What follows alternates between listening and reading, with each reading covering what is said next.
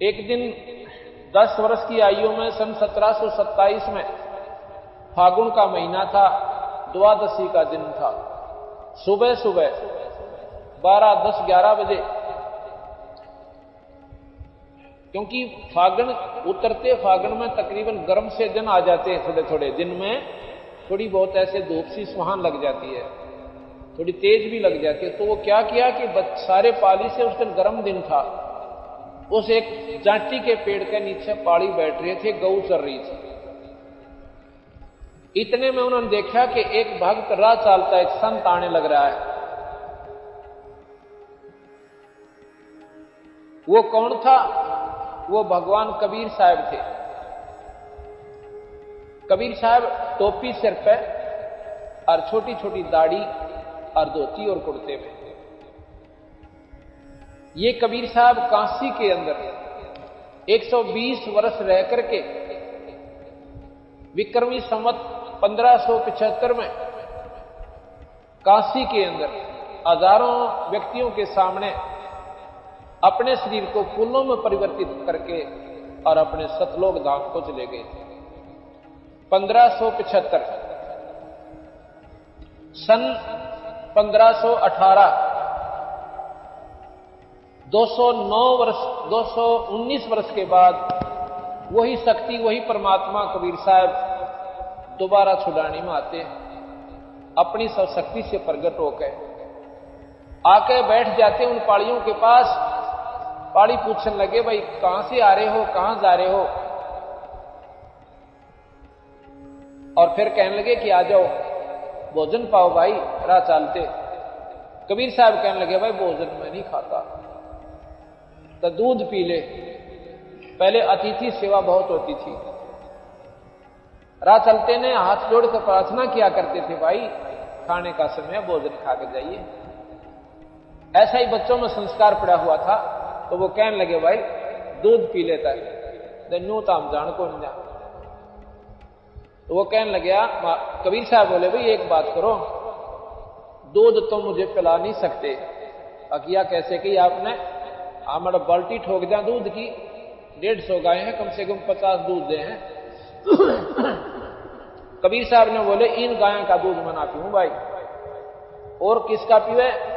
उस बच्चिया का दूध पीऊं जो आज तक नए दूध भी ना हुई, रेक में भी ना ब्याई हो, कंवारी बच्चिया हो। वो पाड़ी ने बोले, फिर तो तुम मजाक करते हो, आप दूध पीने की आपने नीत को ना अगनावे कति नीत से। अगर ऐसी बच्चिया का दूध पिला सकते हो तो दूध पी लो।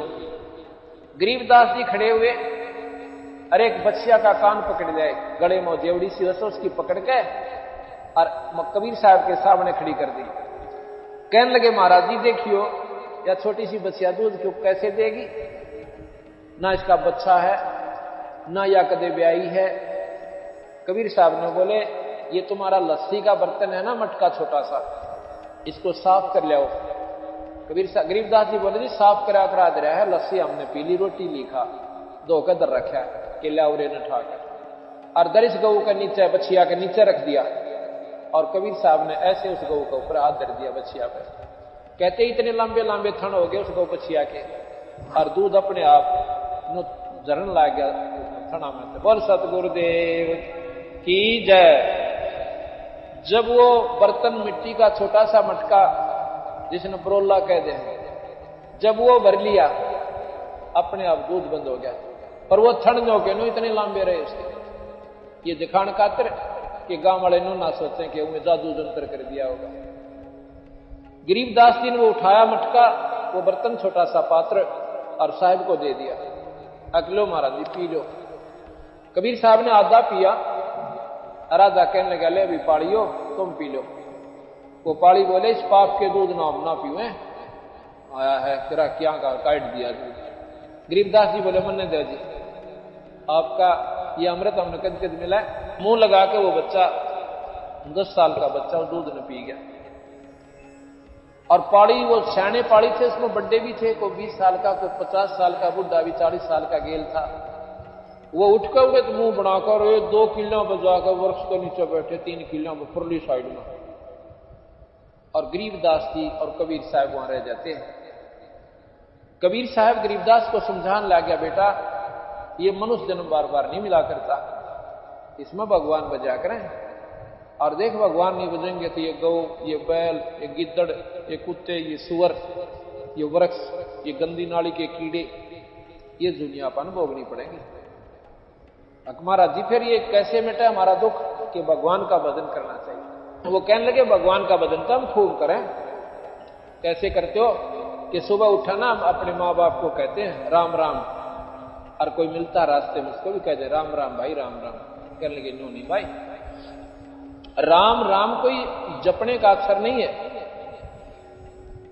अकोर जी अग्नि राम राम जैसे कोई बीमार ने नो कह दे भाई दवाई खाओ, दवाई ले ले भाई, दवाई ले दवाई। अब दवाई लेने के लिए जब हम जाएंगे केमिस्ट के पास, वो पूछेगा कौन सी दवाई भाई, के बीमारी है, उसका के नाम और नाम होता है वो दवाई का। अगदिनों को करे कैसे ही है भाई। हम राम राम क्यों कहते हैं? हम ये कहते हैं कि भाई राम है जो कुछ है, बाकी ये सब नकल सौदा है। हम राम राम का क्यों कहते हैं एक दूसरे को? राम में राम भाई, एक को कहते हैं ना राम राम, तो आगे वाला क्या उत्तर देता है? राम में राम भाई, राम ही राम, कि जो कुछ है राम ही है, बाकी तो नकली सौदा है। इसलिए उस परमात्मा को याद करना चाहिए। कहने लगे न्यू तो हम भगवान कृष्ण की, रामचंद्र जी की कोई नौमी राठ मनाते अपना, इसके मनाने से भी काम ना चले।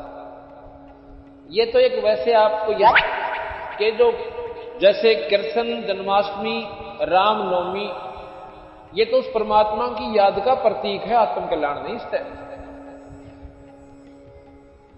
तो कहता है जी हम और के जपा मंदिर में चले जाते हैं भगवान शिव जी के, में फलाने गांव में सदुलेड़ा में वह माथा टेक का उसमें पानी चढ़ा दे, भले पुरुष पत्थर की मूर्ति पर पानी चढ़ाने से कदे आत्म कल्याण होया करे। आप पर मूर्ति बना ली, आप पर भगवान बना मान लिया, परमात्मा अपने अंदर से बेटा। और इस प्रकार नाम से प्राप्ति होगी। अब इसे बूंदे शरीर में इसमें तुम्हारा जी हाड मांस लहू थूक बेस्टा ढीड, इसमें भगवान की तो था। गरीबदास जी प्रश्न करते हैं, बंदी छोड़ कहते हैं कबीर साहब, जैसे आड़ चाम की देह में अमृत दूध सरवंत, और गरीबदास गठपिंड में भाई ऐसे है भगवान। जैसे गऊ में वही शरीर है हाड़ और मांस का, और देखो उसमें दूध भी उसका मांस है भाई, कितना अमृत दूध निकलता है। इसी प्रकार जिस प्रकार वो प्रक्रिया गऊ में हुई, पहले वह नए दूध हुई और फिर उसको बच्चा हुआ और फिर दूध की बाल्टी ठोकर लाएगी, ठीक इसी प्रकार पूरे संत की शरण में जाइए, उससे नाम लीजिए, और नाम इस प्रकार तेरे घट में वो परमात्मा प्रकट कर देगा, नाम बिना नहीं होगा। तनु बोला जी ठीक से भगवान विष्णु और शिव जी का नु कहते हैं वहां लोग बहुत बढ़िया हैं, महाराज जी मैंने वो नाम दे दो जो मैं वहां चला जाऊं। गरीबदास जी महाराज को कबीर साहब ने बताया कि कोट जन्म तन भरमत हो गए, कुछ ना हाथ लग्या रे, तो कुकर सुकर खरबा बोरे कौआ हंस बगारे। कोट जन्म तू राजा की ना मिटी ना मन की आशा, और भिक्षक हो तू दर दर हांडा तो मिला ना निर्गुण रासा। इंद्र कुबेर ईश की पदवी ब्रह्मा वरुण ध्रुमराया, तो विष्णुनाथ के पुर को पहुंचा और फिर उल्टाए आया। कोट जन्म तन मरत्या हो गए जीवित क्यों ना मरे रे, और 12 मद महल मठ बोरे बहुर ना दे धरे। दोजक भीष सभीते देखे राजपाट के रसिया, और 3 लोग से तरपति नाही ये मन भोगी खसिया। सतगुरु मिले तो इच्छा मेटे पद मिल पदे समाना, और चल हंसा उस लोक पठाऊं जो आज अमर स्थान। 4 मुक्ति जा चंपी करती माया होरी दासी, और दास गरीब अभय पद पर से भाई मिले राम अविनाशी। कहते हैं ये विष्णु के लोक में तो करोड़ों बार जा लिया, और स्वर्ग में असंख्यों बार जा लिया, इंद्र का राजा भी तू हो लिया, यहां पर राजा हो लिया, देवराज इंद्र तू बन लिया। भैया बिरान मैटी ना मिटी, जन्म मरण नहीं मिटा तुम्हारा।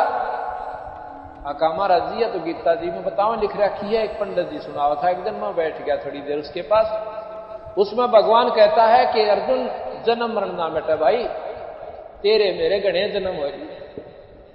तो महाराज कबीर साहब कहते हैं कि भाई फिर इस साधना का लाभ भी क्या हुआ, जब बड़ा 92 मिनटी ना मिटती, एक बार स्वर्ग चले गए, फिर नरक भोग लिया, फिर 84 के धक्के खाओ। फिर कहने लगे महाराज जी फिर वह साधना कौन सी है जो या जन्म मरण मिटे, कि वह मैं बताऊं भाई। जैसे महाराज ने बताया कि सतगुरु मिले तो इच्छा मिटे, पद मिल पदे समाना, और चल हंसा उस लोक ले जाऊं जो आज अमरस खाना। जो कदे ना खत्म हो वो सत्य लोक है, जो कभी नाश में नहीं आता। तो गरीबदास पूछे हैं कि महाराज जी क्या ब्रह्मा विष्णु महेश आदि के लोक ये समाप्त हो जाएंगे या स्वर्ग नष्ट हो जाएगा, ये पृथ्वी नहीं रहेगी? कभी नहीं रहा भाई। खुद गीता जी में भगवान कृष्ण ने लिखा है कि कल्प के अंत में ये महाप्रलय होगी, ना ब्रह्मा का लोक रहे, ना विष्णु रहे, ना शिव का रहे, और सब भूत प्राणी इस प्रकृति में लीन हो जाएंगे। दोबारा फिर सृष्टि रची जाएगी, दोबारा फिर यह विराजमाटी शुरू हो जाएगी। गरीबदास शास्त्रों में लिखा है कि 14 इंद्र मर जाते हैं जब ब्रह्मा की एक रात होती है, और 14 इंद्र फिर मर जाते हैं जब ब्रह्मा का एक दिन होता है। एक इंद्र की आयु 72 चौकड़ी युग, 72 चौकड़ी, एक चौकड़ी 4 युग की, सतयुग, त्रेता, द्वापर और कलयुग। ऐसी 72 चौकड़ी युग एक इंद्र राज करता स्वर्ग का, और 14 इंद्र मर गए 1008 चतुर्युगी या ब्रह्मा की एक रात, और इतना दिन।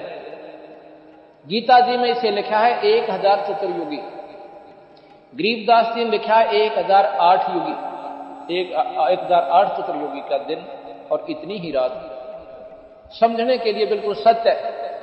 ये हो गया एक दिन रात ब्रह्मा का, और ऐसे 30 दिन, और 30 दिन से 2016 को गुणा करो,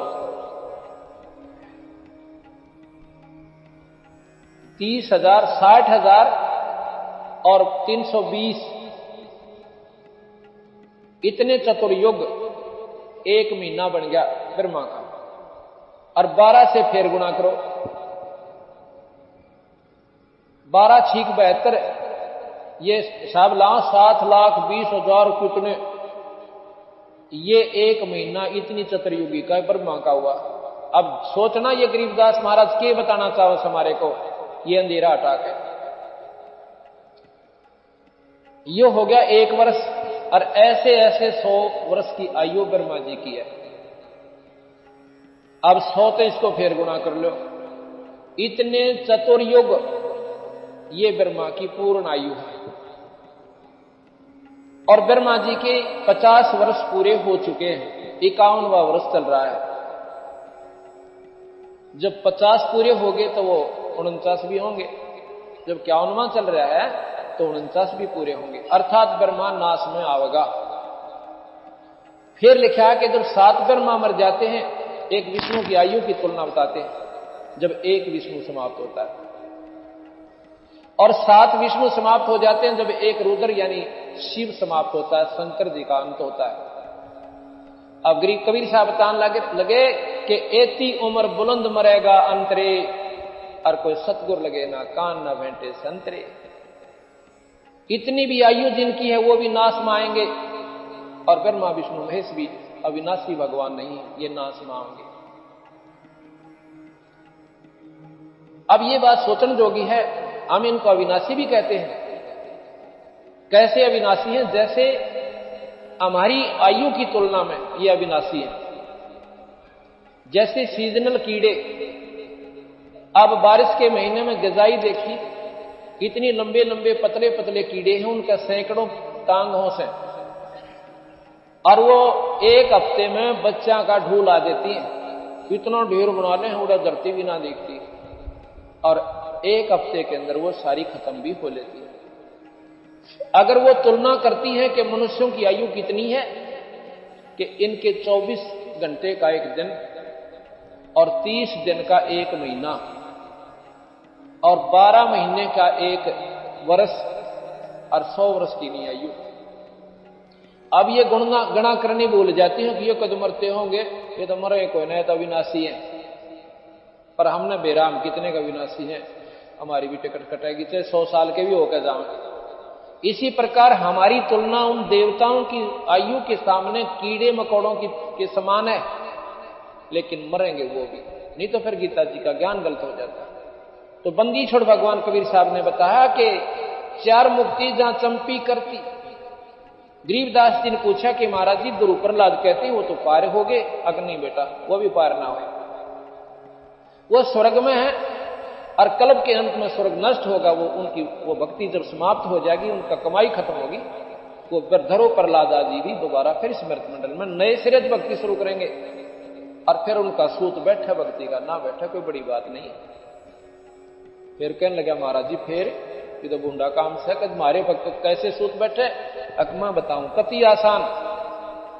4 मुक्ति, ये चौथी मुक्ति प्राप्त हंस से ब्रह्म धरु और प्रहलाद कहते हैं 4 मुक्ति जहां चंपी करती माया होरी दासी और दास गरीब अभय पद पर से वो मिले राम अविनाशी। वो परमात्मा, वो राम, वो अविनाशी भगवान मिले भाई। वो कौन है? वो सतपुरुष है, वो पूर्ण ब्रह्म है, वो सतलोक में रहता है, वो कभी नष्ट नहीं होता। और उस सतलोक से ही ये सारी सृष्टि उत्पन्न हुई। ये आपको कल सुनाएंगे सृष्टि की उत्पत्ति कैसे हुई और हम यहां क्यों दुख पाए, इसका उद्देश्य क्या था।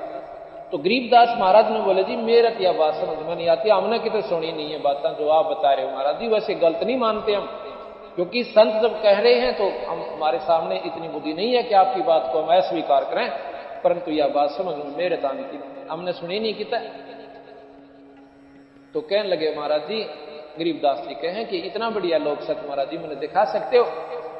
अगर दिखा सकता हूं, पर भैया सिर दड़ की बाजी है। अग जी सिर भी आपका और यो दड़ भी आपका। और मैंने फिर कहने लगे भाई उपदेश लेना पड़ेगा बेटा, नाम लेना पड़ेगा, अगरीब दे दो। महाराज जी ने उपदेश दिया, कहने लगा ध्यान लगा शरीर में, अब तुझे वो सतलोक दिखाता हूं। महाराज अपनी शक्ति से कबीर साहब इस जीव आत्मा को निकाल के और ऊपरले मंडलों में ले गए। वहां का शिव का लोक दिखाया, विष्णु का लोक दिखाया, ब्रह्मा का लोक दिखाया, माता का लोक दिखाया। स्वर्ग के अंदर के हालत से प्राणियों की वहां के काम हो रहे हैं वो सारे दिखाए। गणेश का लोक दिखाया और फिर सारे जो वहां पर नरक दिखाया, वहां जीवों की हालत से। और फिर वो निरंजन दिखाया जो 1 लाख जीव रोज यहां पर खाता है, जिसके लिए हमारे को यहां पर नकली सांग में उड़ जाके गिर रखा है। वो निरंजन दिखाया सत उस 21वें ब्रह्मांड के आखिरी लोक में, वहां जाकर देखा उसका विकराल रूप। कबीर साहब की शक्ति के सामने वो निष्क्रिय हो गया। तो वहां से महाराज गरीबदास जी को सतलोक लेकर गए। सतलोक में जाकर जो सुख देखा, उन हंसों से मिले। इधर से क्या होता है कि गरीबदास महाराज का शरीर निष्क्रिय हो गया, जो समाधि लग जाती है, ये शरीर मृत समान हो जाता है, ना इसमें सांस आवे। दुनिया ने सोचे कोई अनजान आदमी के खत्म हो चुका। इतनी देर में वो पाड़ी जो दूर बैठ गए थे 2-3 घंटे बाद आते हैं और कहते हैं रहो गरीब, खड़ा हो गरीबू। और गरीबदास महाराज ऐसे अपना सिद्धासन लाके अर्जों बैठे, आंखें खुली और ऊपर ने ध्यान ऐसे लगा रखा, लेकिन वो आत्मा उसमें नहीं थी, वो शरीर दरिया था, रखा हुआ था। उन्होंने आके अलाया रहो, खड़ा हो भगत जी, देखा को नहीं, आसन ला के बैठ गया। जा तेरी गौ 3 घंटे घेर दी है, इब्तन ने घेरनी पड़ेगी, तो गिर देता है, बेरा फटेगा। ऐसे हाथ लगाया तो वो गिर जाता है। वो रोने लग गए सारे। अको बाबा जी विरन के पे आ गया, छोरे ताई बांध देता और यू तो मर गया भाई। भाग लेते हैं, 1-2 गौओं के पास रहा, वहां रहे और 2-3 गांव भगा दिए कि जल्दी ला, गांव वाले ने बुला। और गरीबदास कह दियो गरीबू मर गया। उन्होंने जाते ही गांव में बता दिया। गांव छोटा सा गांव होता था पहले, छोटे छोटे गांव थे, आज से 250 वर्ष पहले की बात है, 300 वर्ष पहले की। तो गांव में जाते ही सारे के सारे गांव के लोग इकट्ठे हो गए। इतने बड़े जमींदार के, और एक का लड़का वो मर गया, तो सारे गांव में करलाट मच गया।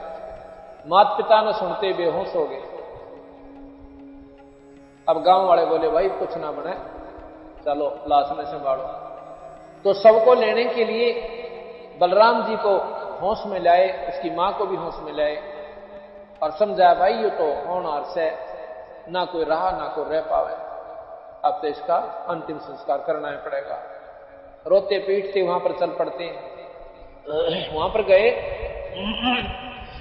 लड़के का जो शव पड़ा हुआ था वहां उसकी अर्थी बनाई और फिर वहां से जनाजा लेकर चल पड़े। गांव में लाए, उधर से करोथा में संदेशा भेजा कि ऐसे ऐसे वो लड़का आपका गुजर गया है, क्योंकि भाईचारा उनका यही था, वहां तो अकेला ही परिवार था। घोड़ा पर 2-3 व्यक्ति आए, 1 घंटे में लिए और 1 घंटे में वापस लेकर 2-4 व्यक्तियों को मौजूदों को उनके घर वालों को चले गए। शाम का समय हो गया, 5-6 बजे से जो है अंतिम संस्कार करना चाहा। चिता का ऊपर गरीबदास जी के शव को रख दिया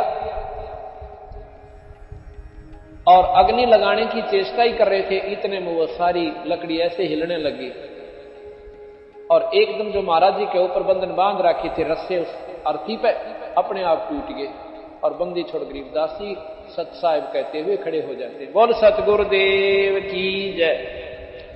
और उठ के वो क्या बोलते हैं, ना दकिदा बाई ने पछाने, ना पिताजी ने और ना ही माता को, ये बाणी बोलने लग गए। गांव वाला ने सोचा भाई छोरे के वो दूध दाद पिलाया था ना उस बिना ब्याई हुई बच्चिया का, और वो बाबा जी को मंत्र पढ़ कर पिला गया इसको, ये बावड़ा हो गया। चलो भाई बावड़ा तो हो गया, पर माता पिता का सहारा तो बनाए रहेगा, इसका सहारा ये दिन काट लेंगे अपने। महाराज जी बोल रहे हो परमात्मा के बारे में जानकारी, और वो के जाने अनजान आत्मा उस परमात्मा ने, और वो कहते हैं ये बावड़िया कहने लगे। जो सतगुरु महाराज ऊपर देख का वो यथार्थ स्थान हमारा, जहां से हम सारी सृष्टि आई थी, जहां से ब्रह्मा विष्णु महेश भी वहीं से आए थे और वहीं से ज्योत निरंजन आया था और ये 21 ब्रह्मांड वहीं से आए थे। उस सतलोक ने देख के महाराज जी पागल से हो गए। हमने सपने भी ना थे भगवान कौन है और हम कहां तक की साधना करके किस प्रकार कर पाते थे। इस प्रकार कई वर्षों तक, 2-3 वर्ष तक ऐसे ही पागलों की तरह यह वाणी बोलते रहे और ऐसे उनकी आंखें चढ़ी रहे जैसे फिलोसफर होते हैं। एक दिन क्या हुआ कि दादूपंथी एक महात्मा गोपाल दास सेठ था, लाला जी, लेकिन वो संत बन गया था। संत कैसे बनते हैं? हमारे पंथ में संत को घर छोड़ते नहीं बनते।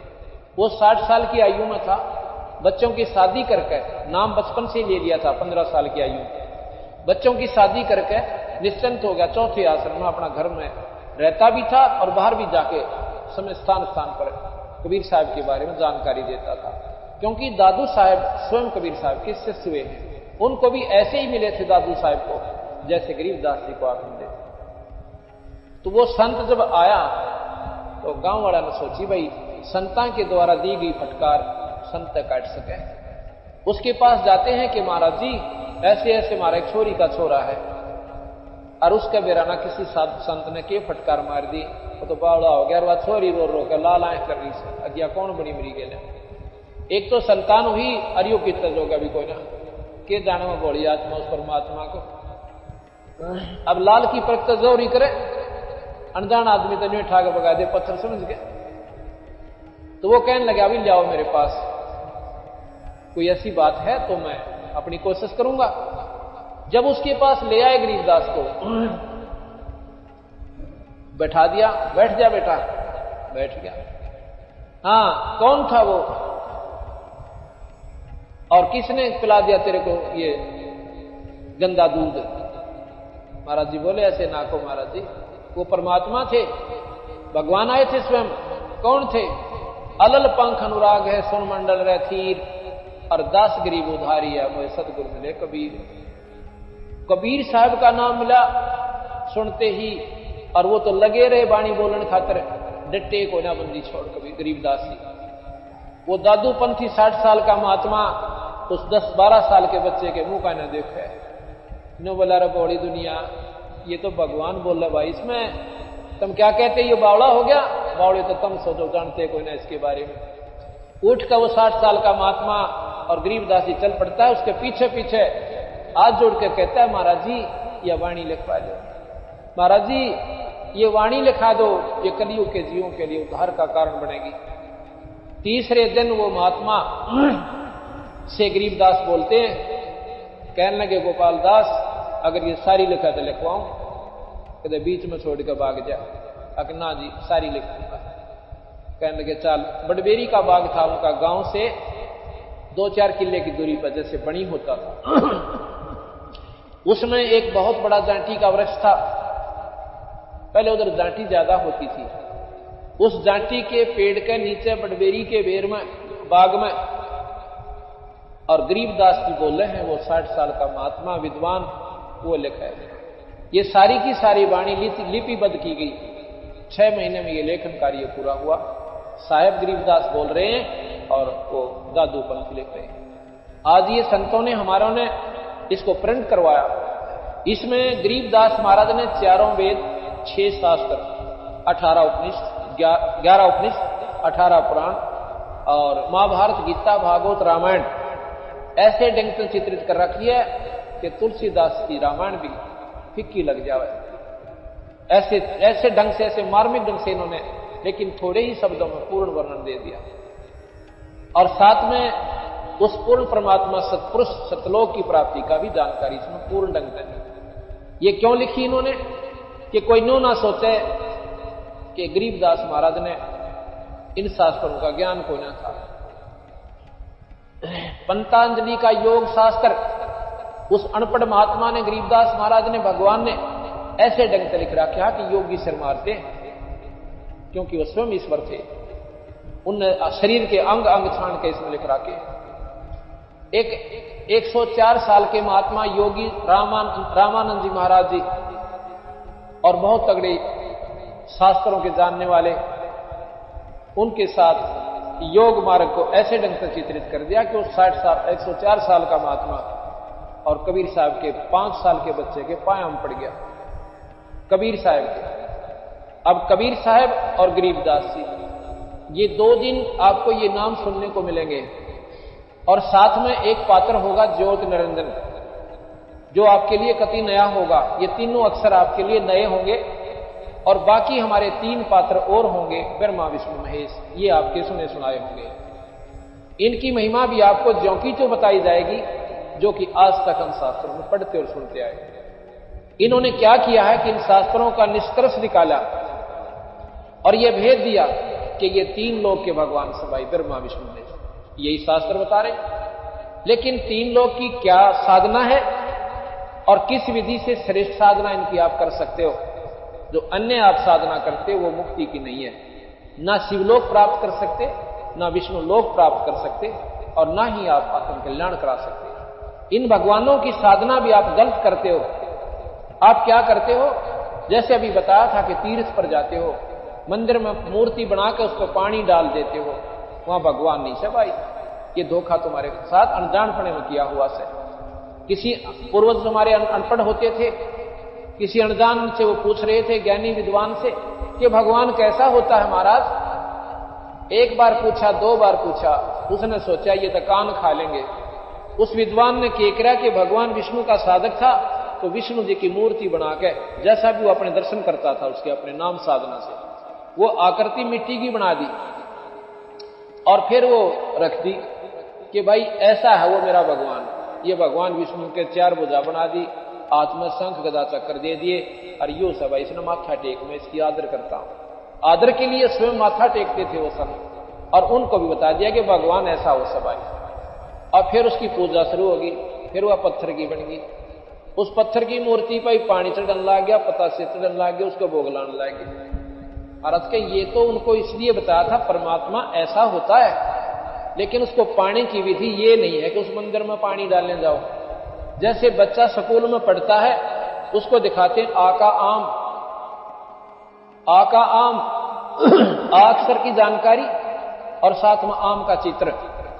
अब बच्चा उसने बार बार देखा और फिर आम खाना चाहे, क्योंकि आम के गुण का ज्ञान बहुत मीठा होता है, फलों का राजा होता है, शरबत से भी मीठा होता है, तो खाने की इच्छा वो चाहे तो कैदा खोल के बैठ जाए, आम खाऊंगा। और कोई जानकार जिसने है उन्होंने कहा बेटा इसमें आम को ना, ये आम नहीं है इसमें, अग्नि ये आम है। हमारे गुरु जी बताया करते हो आप आम, ये तो मूर्ति दिखाई तेरे को भले पुरुष, ये किसने बहका दिया? आम तो मंडी में मिला है और जेब में 20 रुपये हो और जब मिला इस कैदे में आम नहीं है। इसी प्रकार पत्थर में परमात्मा, उस मंदिर में भगवान नहीं है, वहां उसका चित्र है। उसने 100 बार देख सकते हो और लाख बार देख सकते हो, आदर भी कर सकते हो, पर आत्म कल्याण को ना। जिस प्रकार आम खाने के लिए जेब में पैसे हो और मंडी में जाकर आम नाम से पुकारे, आपको पैसे के बदले में वो आम मिले। इसी प्रकार संतों के पास जाओ, अपने नाम ने दे और नाम की तुम कमाई करो और उस धन के बदले में वो परमात्मा के जो गुण तुम गाया करते थे, सुना करते थे, वो आपको आभास हो और फिर वो परमात्मा के गुण आपके सामने खड़े हो जाए, आपने सुख मिले। क्या बात ही समझ में ना आती, ले बताए मूर्ति की पूजा का खंडन कर दे। खंडन क्या किया? ये तो यथार्थ बता दी कि इसमें ऐसे है, किसी भी ने आज तक मूर्ति पूजा करके भगवान पाया हो नहीं। कोई कहते हैं कि फलाने ने पत्थर में दूध पिला दिया था, उसने अपनी कमाई भक्ति से पिला दिया था, तुम पे आगे दिखाओ। उस नाम की कमाई से उस मालिक ने आप इसमें प्रकट कर सकते हो, इसमें प्रकट कर सकते हो। जैसे प्रहलाद ने लाल खंभे में प्रकट कर लिया, क्या वह पूजा करने जाता था? क्या मंदिर में पानी डालता था? पर अंधे हुए बैठे से वह अनदान साधना न जल्दी करे। गरीबदास जी महाराज कहते हैं पीतल ही का थाल है, पीतल का लोटा। एक मांझ दो का पीतल का थाली ले ली और उसको ऊपर लोटा धर लिया पानी का जल भर के। अन्यों कहते हैं जड़ मूर्त को पूजते हैं आवेगा टोटा। आध्यात्मिक मार्ग में फेल हो जाओगे तुम और गधे की जूनी में जाओगे, लग 84 हो गए। पत्थर कहते हैं पीतल चमचा पूजिए जो थाल परोस है, और जड़ मूर्त किस काम की मत रहियो भरोसा है। अब बताओ इसमें खंडन क्या कर दिया? सच्चाई है तो ढूंढो भगवान उसमें है, या हम बताएं आप नाम लो आपको भगवान दिखाएं? कहीं तो ठिकाना हो। तो इसलिए भाई सच्चाई सच्चाई रहती है। तो इस प्रकार की जानकारी गरीबदास जी महाराज ने इसमें दी।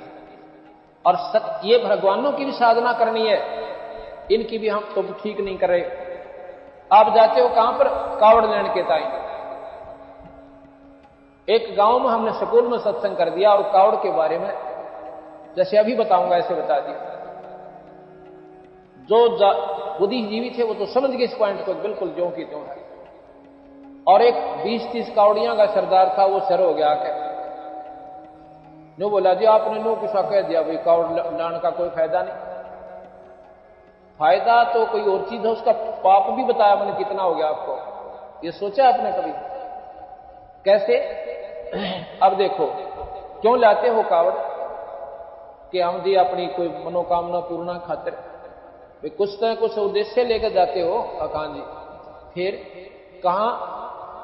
जैसे आप गए वहां तक, यहां से लेकर वहां तक सावन के महीने में बिना गिनती के जीव हो जाते हैं। और जितने जीव तुम वहां तक मार रहे हो बेटा, वो भी आपके खाते में लिखे गए, वो खाली कोई ना थे।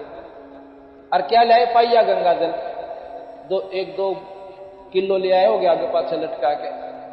ये भगवान शिव के लोक तक गंगा आती है और वो भगवान शिव जी पाइया गंगा जल का पैसा कोई नहीं। वो भी कभी नहीं प्रसन्न इन कामों से जो तुम कर रहे हो। ये गलत साधना आपकी। बोला यूं क्यों करे? अभी बताता हूं।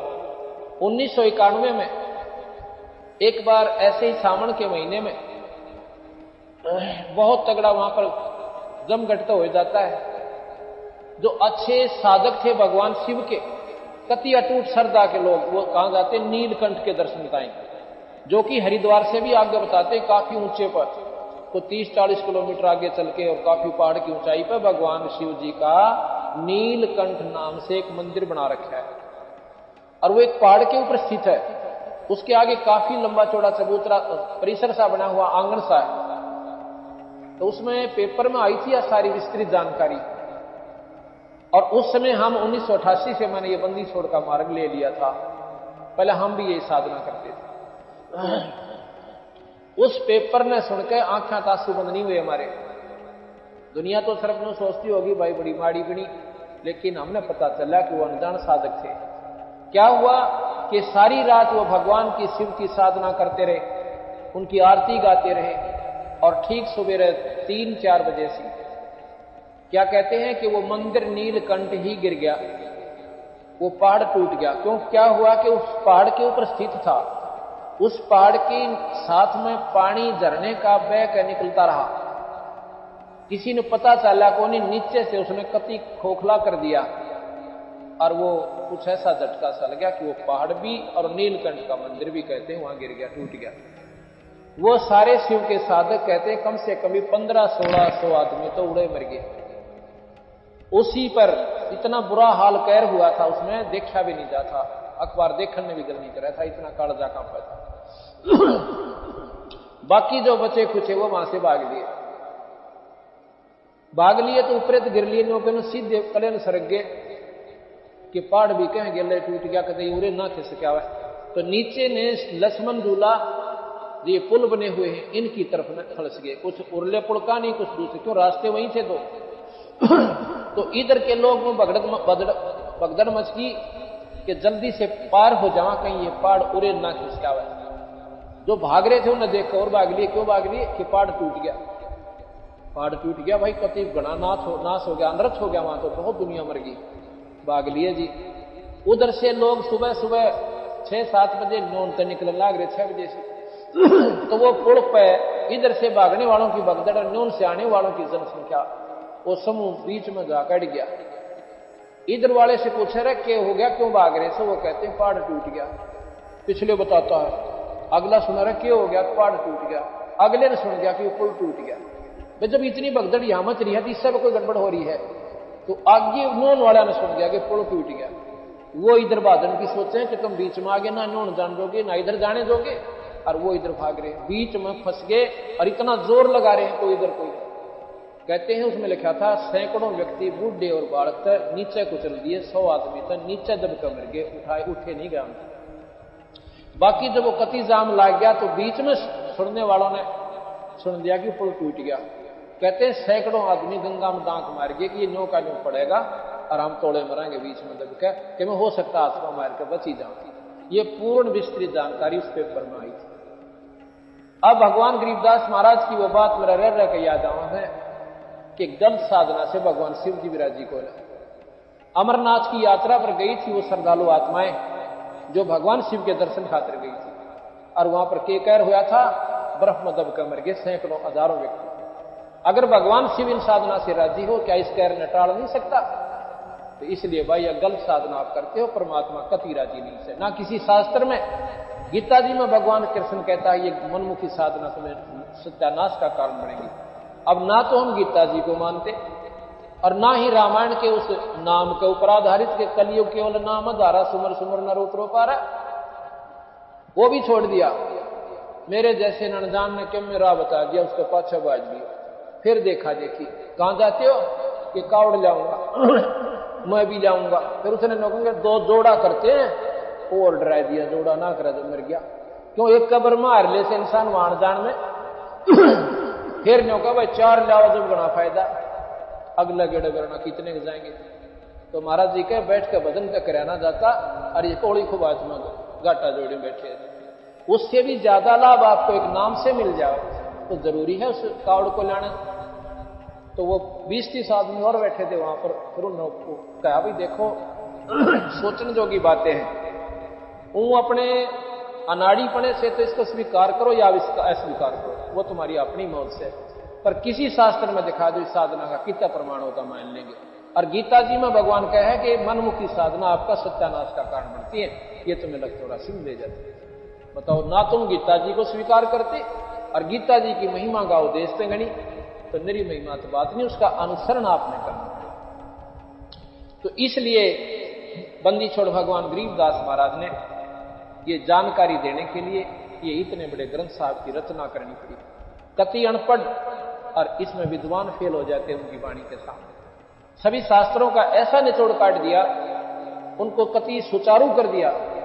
जैसे विष्णु पुराण में लिख रखा है कि विष्णु जी सृष्टि के बनाने वाले हैं, रचना करने वाले, और इन्होंने शिव और ब्रह्मा की उत्पत्ति की। ये शिव पुराण मेरे पास रखा, अक्षर पढ़नी हो तो विष्णु पुराण पढ़ लेना। और फिर विष्णु और कहते हैं ब्रह्मा और शिव की उत्पत्ति स्वयं भगवान विष्णु ने की अपने सहयोग वास्ते। विष्णु पुराण में लिखा है कि विष्णु शिव जी जो है सब देवनपति देव है और सारी सृष्टि का रचने वाला यही है, और ब्रह्मा और विष्णु इन्होंने ही बनाए हैं। ब्रह्मा पुराण में लिखा कि ये प्रजापिता है और शिव और ब्रह्मा विष्णु इन्होंने ही बनाए हैं।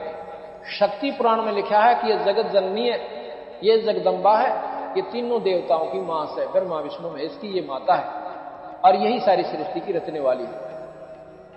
अब गरीबदास जी महाराज कहते हैं भाई जब शास्त्र तो हैं सारे और उनका लेखक भी एक ही है, व्यास जी ही गीता जी का लेखक, व्यास जी ही 18 पुराणों का लेखक और सुख सागर आदि का ये व्यास जी ही लेखक है। अब गरीबदास महाराज ने सारे शास्त्रों को एक ऐसे मोड़ पर जाकर कर दिया। एक ऐसी कहानी हम आपको कल सुनाएंगे जिसमें ये सारे के सारे शास्त्र अपने आप सुलझ जाते हैं, ना ब्रह्मा बड़ा रहे, ना विष्णु छोटा रहे, ना शिव में कोई कमी पावे। उसकी एक ऐसी विधि भी तो उन्होंने बताई है, जब हमने उस मूल का बेड़ा पटेगा जब पता चलेगा ये कौन शक्ति है और कहां से उत्पत्ति हुई और क्या ये इनके काम है और कैसे ये हमें लाभ देते हैं। तो वो सृष्टि रचना हम आपको कल सुनाएंगे। सबसे पहले कल सृष्टि रचना शुरू होगी और उसमें पूरा विवरण दिया जाएगा। आज आपको सत्संग के माध्यम से और आदि पुराण गरीबदास महाराज जी का शुरू कर रहे हैं। इसमें रामायण भी, महाभारत भी और शिव पुराण भी, बहुत कुछ आपको सुनने मिलेगा और बहुत आनंद आएगा। अभी 10-15 मिनट के बाद आज रेस्ट करेंगे, पहले सुनिए। आदि पुराण। ग्रीव नमो नमो सतपुरुष को, नमस्कार गुरु कीन, शुर नर मुनि जन साधुआ, संतों सर्वस दीन। ओंकार अपार समूलम, नाद बेंदन बिन है अस्थूलम, सतपुरुष को सिरजी माया, शब्द स्वरूपी रूप बनाया। सतपुरुष ने माया बनाई, सतपुरुष ने या शेरा वाली माता की उत्पत्ति की। सतपुरुष को सिरजी माया, शब्द स्वरूपी रूप बनाया।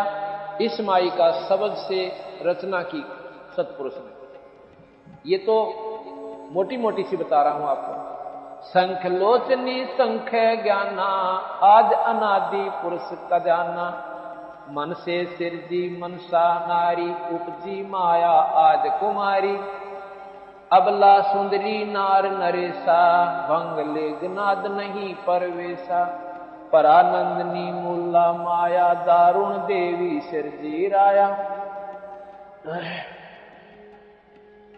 मूल उचार होत तिस माही, सर्वकला समर्थ पद जाई साई। पिंगुल बैन नैन पद नेहा, सुनियो पिता सतपुरुष विदेहा। कौन काज की नी मोय अंगा, कहो पिता मोह निज पर संगा। ये माया जब सतपुरुष ने बनाई, इसने पूछा कि हे पिताजी अब मुझे बताओ आगे क्या काम है और किसके साथ किसके पास मैंने जाना है। कौन काज की न्यामोय अंगा, किस लिए मुझे बनाया, मेरा शरीर आपने किस लिए बनाया पिताजी। कहो पिता मोह निज पर संगा, कहा पुरुष जद बचन विचारी। कीर्ति लोक रचो संसारी, बोले पुत्री अति अधीना। कौन पुरुष हमरे संग दीना। के कहते हैं कि किस पुरुष के साथ मुझे भेज रहे हो ताकि मैं सृष्टि की उत्पत्ति करूं। रजगुण छतगुण तम गुण संगी, अक्षण में रचा तब शब्द करवांगे। के कबीर साहब ने ये 3 गुण और 5 तक 3 गुण इस माई को दे दिए, रजगुण सतगुण और तमोगुण। गरीब तरभंगी तीनों कला, ब्रह्मा विष्णु महेश। सतगुण रजगुण तमोगुण, ये घट घट में परवेशो। सतगुण विष्णु जी हैं, रजोगुण ब्रह्मा है और तमोगुण शिव है। कहते हैं इस माया ने इन तीनों की उत्पत्ति की। कैसे की। पुत्री मस्तक शीस नमाया, अंजन मंजन लेप चढ़ाया। रैसी माया बदन विनोदम, ज्ञान ध्यान उपजे परमोदम। बटक बीज पिंडल विस्तारा, इंद्री 5 25 लारा। मन गुण कर्म मा शान सब दीन्या, रज गुण सतगुण तमो गुण बीन्या। कमल नैन कमलापति रानी, 14 भवन भरे जल पानी। कलप करी जद मूला माया, ता पानी में अंड उपाया।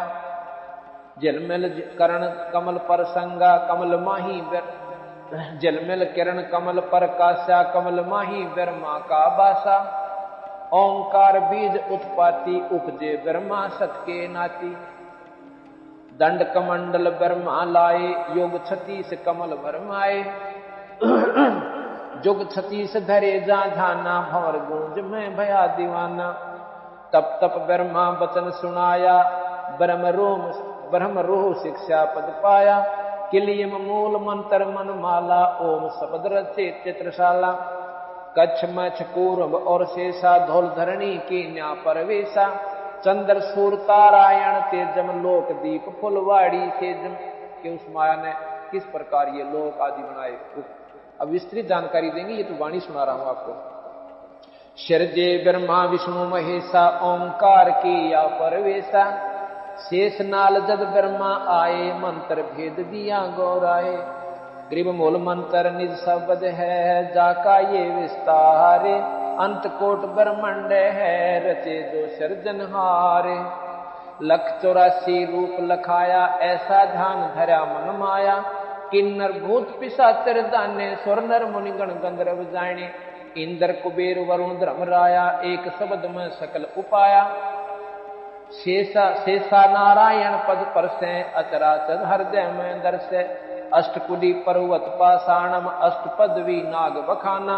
900 नदी नवासी नाला, 18 भार रचे बनमाला।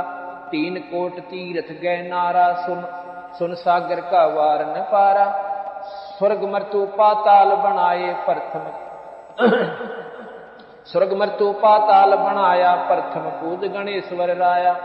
माता कह सुनो रे पूता, तुम जोगी तीनों अवधूता। त्रिगुण रूप धरा जग माया, ब्रह्मा विष्णु महेश बुलाया। मोको वरो पुत्र त्रिपुरारी, मैं हूँ माया आदि कुमारी। तीनों पुत्र कहते हैं बाता, कौन पुरुष है तुम्हारा माता। रहनी गहनी जाकी बतलाओ, सुन माता हमें पिता लखाओ। बोले माया आदि कुमारी, हमारा वचन सुनो त्रिपुरारी। त्रिपुरारी 3 लोक के मालिक। पृथ्वी ऊपर धरे न देही, गगन मंडल में वो पुरुष विदेही। माता आदि ज्ञान गौरावे, पिता तुम्हारी दृष्टि नहीं आवे। ग्रीव पिता पुरुष परमात्मा, निर्वाणी नीतंते। पुरुष विदेही आदे है, नाम गाम नहीं पंथे। मैं अष्टंगी हूँ सत्य स्वरूपा, अंत कोट गुण ज्ञान अनूपा। माई कहती है कि मैं अष्टभुजा की अष्टंगी हूँ और अंत कोटों के ब्रह्मांड का अनंत कोट गुण ज्ञान अनूपा, यानी मेरे जो शक्ति है, मेरे अंदर जो गुण है वो सबसे ज्यादा है। ओम आदि बीज फल मोरा, श्यावत्री लक्ष्मी भई गौरा। ब्रह्मा विष्णु महेश्वर वरिया, पुत्री पुरुष किए नर हरिया।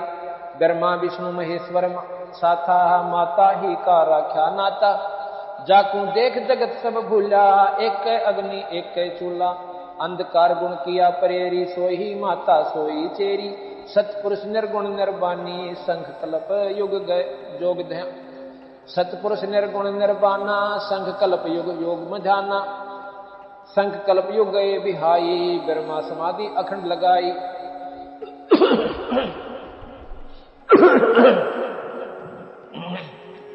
ग्रीव सूक्ष्म साक्षी भूते है, जाका ये विस्तारे। बटक बीज की मांड में साहेब पुरुष हमारे। मन माया से नोतत होई, अपना बोया लोने सब कोई। इंद्री 5 3 गुण तीरा, अष्टंगी का बना शरीरा। नौतत का सब नाच नचावे, ब्रह्म बीज मिलन ना पावे। साक्षी भूत संगीत सयाना, डोरी हंस बंध्या गल प्राणा। जीव जन्म झाले अवतारा, साक्षी भूत होवे ना न्यारा। अकल अजन्मा दृष्ट न मुष्टि, ही जाका रूप लखाऊं गुष्टि। जाके चरण से स्मित सेवे, मांड मंडी को पल में खेवे। अवगत बंका रूप मुरारी, ही ब्रह्मा विष्णु उठावे जारी। शिव जाकू प्रणाम परेख है, साक्षी भूत और ना देखे, 14 कोट भवन के माई, साक्षी रूप रहते है ठाम। अब गरीबदास जी महाराज कह रहे हैं कि वो परमात्मा बताऊंगा कि जिसके आगे ब्रह्मा विष्णु महेश भी हाथ जोड़े खड़े रहते हैं, जिसका ये स्वयं ध्यान लगाते हैं। भगवान शिव आप देखते हो साधना कर रहे हैं। किसकी साधना करते हैं? हम सुना करते थे कि ये भगवान विष्णु की साधना करते हैं। ये तो तीनों इक्विवेलेंट पावर है, इसकी साधना क्या करेंगे? तीन लोग के भगवान, तीनों की एक सी शक्ति, एक महकमे का फर्क है। जैसे 3 मंत्री होते हैं, एक को होम मिनिस्टर बना दिया, उसकी वैल्यू ज्यादा, उसकी पूजा ज्यादा हो जाएगी। बाकी मंत्री वो भी हैं, उनका डिपार्टमेंट ठीक हो ना, इसलिए उनकी पूजा घाट। इसी प्रकार ब्रह्मा विष्णु महेश ये तीनों भाई हैं और ये निरंजन के मंत्री हैं। इन तीनों को एक ही ड्यूटी दे रखी है, एक तो शरीर बनावे, एक पालन पोषण करे और एक हमें संहार कर दे। जो पालन पोषण करे, हमारी सुख सुविधा दे, वो हमें ज्यादा प्यारा, उसकी महिमा आप पर बड़ी। इसलिए महाराज कहते हैं वो फर्क हो ना तीनों में, सिर्फ महकमे का अंतर है। इसलिए ब्रह्मांड कौन पूजा? विष्णु पूजा, भाई हमारी रोटी रोजी का सारा प्रबंध इससे के हाथ में है। तो इसलिए शिव जी को भी पूजते हैं, क्योंकि डर लागे वो मार ना दे। और साथ में यह है कि इनके पास रिद्धि सिद्धियां हैं, ये माया दे सकते हैं। जैसे रावण ने भगवान शिव की साधना करी और सिर काट कर चढ़ा दिए, लंका मांगी, सोने की लंका दे दी, तो वह दुर्गति ना मिटती। वो दुर्गति मिटाने का मंत्र को न्यारा से, जिसमें माया भी मिले पर विधिवत और सद्बुद्धि के साथ, और फिर सदुपयोग की जाओगा। उसने दुरुपयोग किया उस माया का। माया कोई धन नहीं है, अकेला धन माया नहीं होती। ज्यादा बच्चों का हो जाना भी माया होती है। ये शरीर भी माया है, राज भी माया है, और ये सब कुछ माया ही माया है। इस प्रकार महाराज ने जब इस बात का हमें सारा भेद दिया,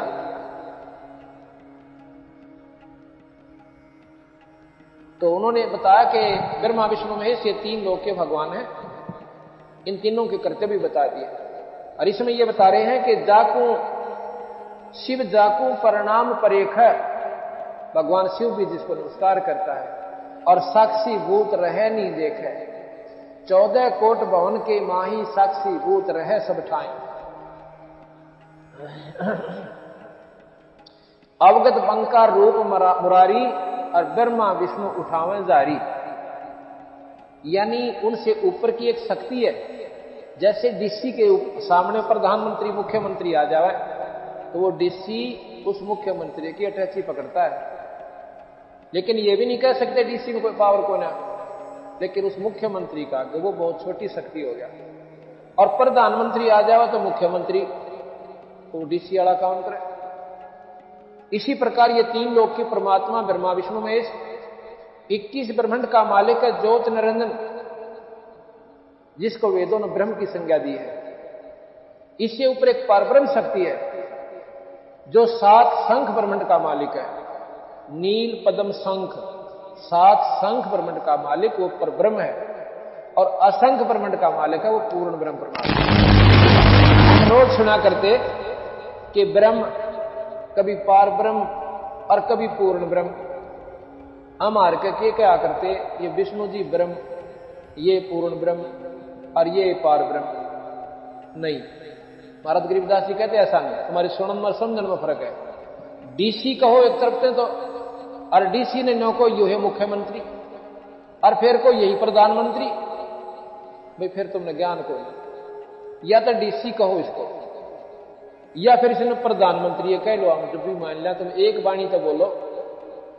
अब 3 लोक के भगवान कहो, और फिर नो के सर्वलोकों के यही भगवान नो जो करो भाई, सर्वलोकों का और परमात्मा। जिसमें गीता जी में स्वयं भगवान कहते हैं कि अर्जुन उस परम पिता परमात्मा का ध्यान दर जिससे सारी सृष्टि और सब जीव उत्पन्न हुए, और उसकी साधना स्वाभाविक मंत्र जाप करके, और आप उस लोक में चले जाओगे, फिर मरण को ना हो। उस लोक में उस परमात्मा का, और फिर आप उस परम धाम को प्राप्त होगे, उस सतलोक को प्राप्त होगे। तो इसी प्रकार यहां बंदी छोड़ने कह रखा है कि उस परम पिता परमात्मा सत्पुरुष जो अनंत कोटि ब्रह्मांड का भगवान से जो पूर्ण ब्रह्म है और पर ब्रह्म भी है और ये ब्रह्म भी है। ब्रह्म से ये सारी उत्पत्ति हुई निरंजन से। ये सब जो कुछ भी बना हुआ मिट्टी और पृथ्वी है जीव, ये सारे ब्रह्म से बना। इस ब्रह्म ने बनाए ज्योत निरंजन। क्यों बनाए? इसने 1 लाख प्राणी रोज खाने पड़ते हैं। मनुष्य 1 लाख जीव जो रोज खाता है। कैसे खाता है? इस शरीर को नहीं खाता, ये तो खोखा है ऊपर का। इसके माध्यम से दुष्कर्म करवाता, जितने ना कर सके ये प्राणी उतने करवा दे से, और फिर इसके माध्यम से सूक्ष्म शरीर के ऊपर इसका लेप जमाता है और उस वासना को फिर तपस्या के ऊपर भून कर इस जीव ने इतना गर्म कर दे बेसोधी हो जाता है और वहां ये मैल छोड़ता है उस सूक्ष्म शरीर के अंदर से और फिर वहां से अपनी सिद्धि से उड़ा देता है। ये ब्रह्मंडों में से घूमता हुआ वापस आता है, ये ठंडे वातावरण में आकर फिर सोधी में आ जाता है। और इसने नो ना बेरा तू कहां गया था, ना इसे ये मालूम रहता कि तू पिछले जन्म में के था। धर्मराज के पास जाता है। इस निरंजन ने एक धर्मराज और बिठा रखा अपना न्यायकारी कि जैसे कर्म प्राणी करें इनको फल देता रहे। वो लेखा जोखा गरीबदास जी के वो न्यारा रह गया। फिर अपने कर्म अनुसार ये कभी पशु बने, कभी गधा बने और कभी मनुष्य बन जाए।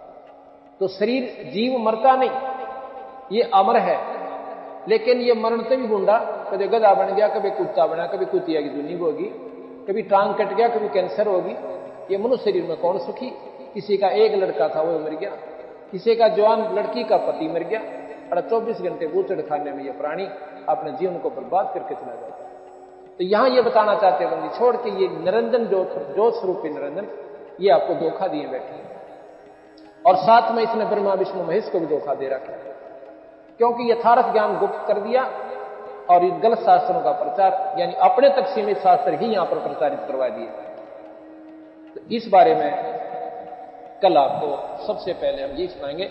आज सत्संग फिर होगा, आज थोड़े से हम लेट हो गए थे इसलिए क्षमा चाहते हैं। जैसा कि अभी प्रकरण चल रहा था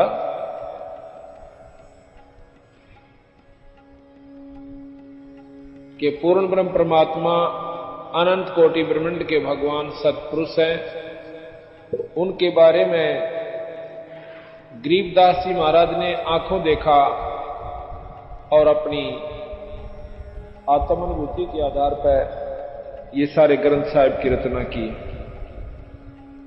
वही वाणी में आपको सुना रहा था।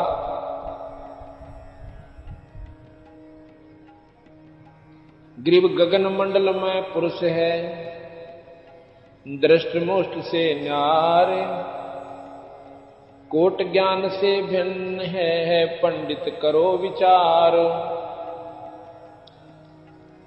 श्वेत वर्ण सब साहेब शुभ रंगा, जा में उठे अनंत तरंगा। 5 तत्व के मैं 9 तत्व का, भेद लखावत हूं सब गत का। 9 तत्व के मैं 12 देवा, इंगला पिंगला मध्य परेवा। 12 मध्य गोष्ठ समाना, गोष्ठ माही राई परवाना। मर्त्युलोक मूर्ति मैं मनता, हरदम खेल फाग बसंता। मात पिता ना जननी जाया, सो अनुभूत पुरुष हम पाया। बंदी छोड़ भगवान कहते हैं वो सत्पुरुष, वो परमात्मा जिसका सफेद ही रंग है और सफेद ही वहां का श्वेत सतलोक है, वो परमात्मा हमें प्राप्त हुआ गुरुदेव की कृपा से। गरीब अकल विहंगम रूप है, साहेब समर्थ आप।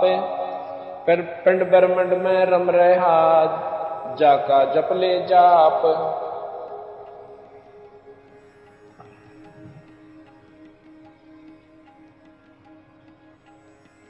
जैसे गुड़ी उड़े सुन माही, खेल खिलारी डोर बंधाई।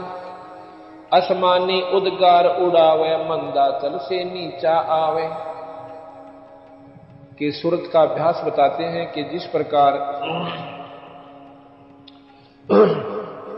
पतंग उड़ाया जाता है और पतंग ऊपर चला जाता है किस आधार पर? एक डोरी से। इस प्रकार वो डोरी उसको उड़ा भी रही है और विधिवत चला भी रही है।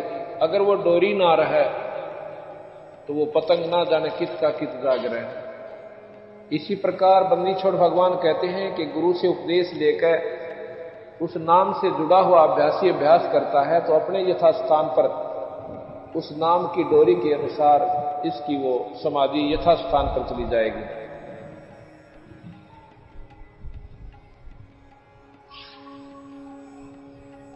नाम की महिमा बंदी छोड़ बताते हैं कि पृथ्वीला प्रतीक्षणा देवा तो इस मन का लखै न भेवा।